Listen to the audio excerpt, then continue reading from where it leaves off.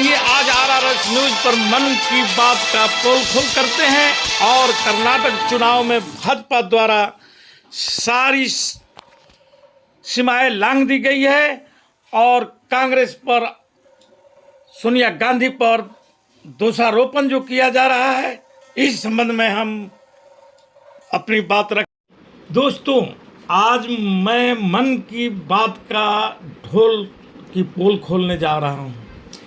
आप सबको पता है कि पिछले कुछ दिनों से मोदी जी की मन की बात का हर कार्यक्रम हर महीने के आखिरी रविवार को देश के सामने रखा जाता है। शायद आज 100वां एपिसोड चल रहा है, लेकिन आपको पता है कि इससे आम जनता को क्या फायदा होगा। मन की बात तो सब बोलते हैं, जन की बात कब होगी मोदी जी? मैं ये जानना चाहता हूँ। जन की बात करो, मन की बहुत कर लिए, जनता को इससे कोई भला नहीं हुआ है।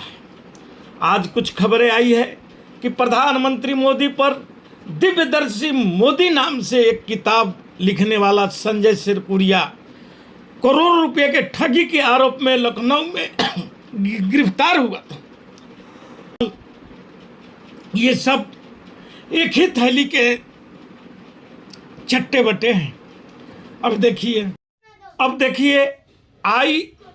IIM रोहतक के निदेशक पर एक आरोप लगा हुआ है, शैक्षणिक योग्यता छिपाने। ये निदेशक महोदय पद के लिए योग्य नहीं है, उनके बावजूद भी उनकी नियुक्ति दी गई है। दरअसल IIM में डायरेक्टर के रूप में नियुक्त होने के लिए सबसे पहले प्रथम श्रेणी स्नातक की डिग्री होना जरूरी है। इसके बाद दूसरी डिग्री देखी जाती है। इस सज्जन ने डॉक्टर भीमराव अंबेडकर विश्वविद्यालय से MBA की डिग्री ली।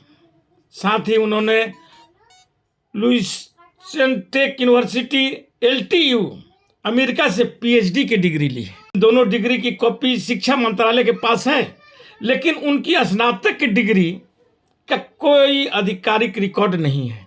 यह स्पष्ट नहीं है कि इस डॉक्यूमेंट के बिना फरवरी 2017 में शर्मा की नियुक्ति कैसे मंजूरी दी गई। इसके अलावा 2018 में उनके ऊपर संस्थान की एक पूर्व सहायक प्रोफेसर के यौन उत्पीड़न के आरोप में मामला दर्ज किया गया। इस मामले में अदालत ने हस्तक्षेप कर आगे की जांच का आदेश दिया है।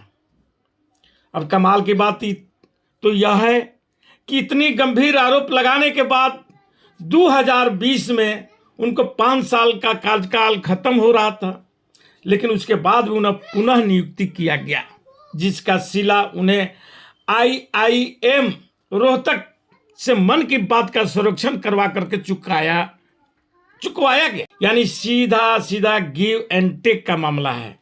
मन की बात की सफलता का ढोल पीटने के लिए ऐसे ही लोगों का सहारा लिया जाता है, फर्जी लोगों का सहारा लिया जाता है, जिनकी कोई डिग्री की पता नहीं है, उनकी सहारा लिया जाता है। क्योंकि जो मन की बात करते हैं उनका ही खुद डिग्री का पता नहीं है। तो जो सर्वेक्षण कराते हैं, जो लोगों को समझाते हैं, उनकी बात ही कुछ और है। दूसरी चीज, कर्नाटक में भारतीय जनता पार्टी और उसके नेताओं ने अपने मानसिक और राजनीतिक संतुलन दोनों खो चुके हैं। आज विधानसभा चुनाव में हार से बौखलाई भाजपा अब घिनौनी राजनीति पर उतर आई है। मर्यादा और राजनीतिक सुचिता की ताक पर रखकर भाजपा नेता और मोदी जी के पसंदीदा श्री बच्चन गौरा पाटिल यत्नाल ने पूर्व कांग्रेस अध्यक्ष श्रीमती सोनिया गांधी को 20 कन्या और चीन और पाकिस्तान का एजेंट कहकर भाजपा के असली चाल और चरित्र का परिचय दे चुका है। ये सब साहब की उपस्थिति में हो रही है। कर्नाटक की जनता भी जान चुकी है कि भाजपा की यह डूबती जहाज में भगदड़ मची हुई है। देश में 23 लाख करोड़ रुपए का घोटाला कर दिया गया है। गौतम अडानी की कंपनियां में फर्जी विदेशी कंपनियों से निवेश कराया गया है और इस सारे गोरख धंधे में मोदी सरकार का तंत्र सहयोग देता रहा है। लेकिन मोदी सरकार भीतर और बाहर सवाल पूछने पर राहुल गांधी की संसद सदस्यता खत्म करती है, उन्हें घर से निकाल देती है।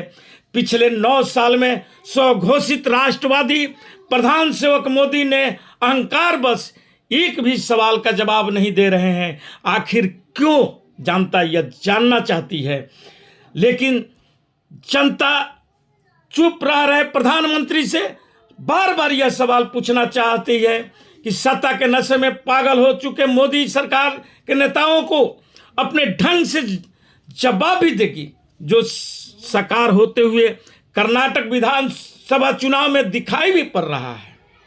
आखिर क्या कारण है कि कर्नाटक में सत्ताधारी पार्टी भाजपा में भगदड़ मची हुई है और वहां इस्तीफे का सिलसिला थम नहीं रहा है। 4 दिन पहले एस अंगरा जो मंत्री थे, लक्ष्मण संवादी जो पूर्व उप मुख्यमंत्री थे, एमपी कुमारस्वामी जो विधायक थे, रमप्पा लमानी विधायक, गुलहट्टी शेखर विधायक, शंकर आर विधान परिषद सदस्य, डीपी नरिवाल पूर्व विधायक और मुख्यमंत्री येदियुरप्पा के करीबी डॉक्टर विश्वनाथ आदि दिग्गज नेताओं ने भाजपा को टाटा बाय बाय कह चुके हैं। इसके अलावा लाखों लोग भाजपा छोड़ चुके हैं। मोदी जी को तो अब लगने लगा है कि भाजपा एक डूबती हुई जहाज नजर आ रही है, उसके नेताओं को भी भाजपा एक डूबती हुई जहाज नजर आ रही है। ऐसे में सवाल उठता है कि क्या 2024 विधानसभा सीटों में कर्नाटक के 10वें हिस्सा के बराबर यानी 23 सीट भी भाजपा को नहीं मिलेगी। राज्यभर में भाजपा नेताओं कार्यकर्ताओं के सामूहिक इस्तीफा तो साफ साफ इंगित कर रहा है कि भाजपा की यहाँ चूल्हे हिल गई है। भाजपा यहाँ पर बस नाम के लिए मोदी जी के यहाँ 16 रोड शो कराया जा रहा है।